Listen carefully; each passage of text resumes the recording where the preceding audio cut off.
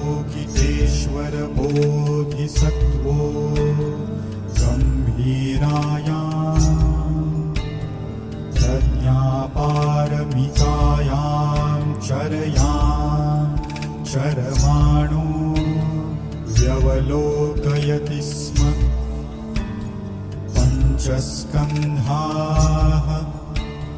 तांश्च स्वभावशून्यान् पश्यति स्म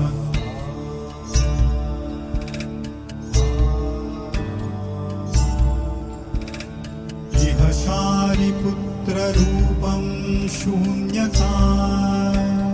शून्यतैव रूपम् रूपां न पृथक् शून्यता शून्यताया न पृथक् रूपम्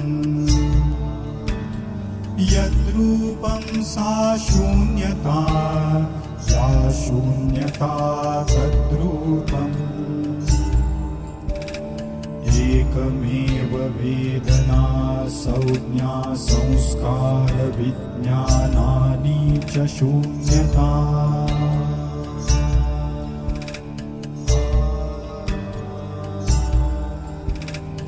इहं शारिपुत्र सर्वधर्मा शून्यता लक्षणा अनुत्पन्ना अनिरुद्धा अमला न विमला अनोना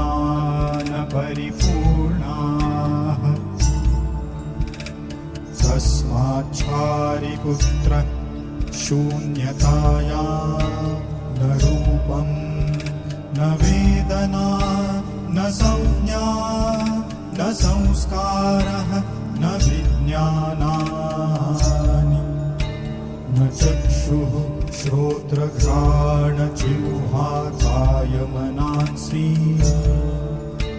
न रूपशब्द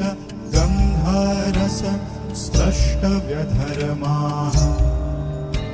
न चक्षुर्धातुर्यावन्न मनोधातुः न विद्या नाविद्या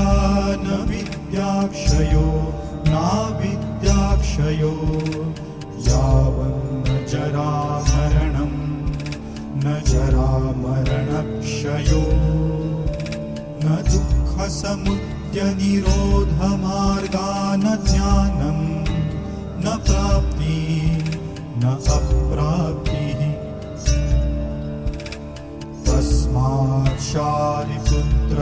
अत्रातित्वात् बोधिसत्त्वस्य प्रज्ञापारमितामाश्रित्य विहरति चित्तावरणः चित्तावरणनास्तित्वादत्रस्तो विपर्यासातिक्रान्तो निर्वाणः प्राप्तः गते गते पारसंगते बोधिस्वाहा गते गते पारसंगते बोधिस्वाहा गते गते पारसंगते बोधिस्वाहा गते गते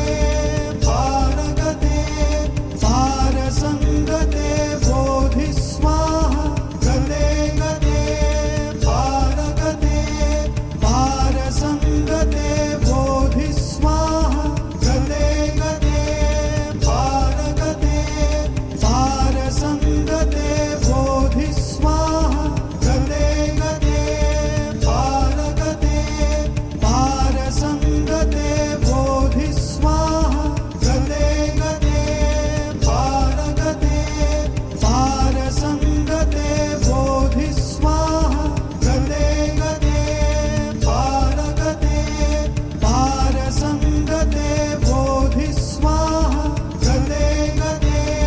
पारगते पारसंगते बोधि स्वाहा गते गते पारगते पारसंगते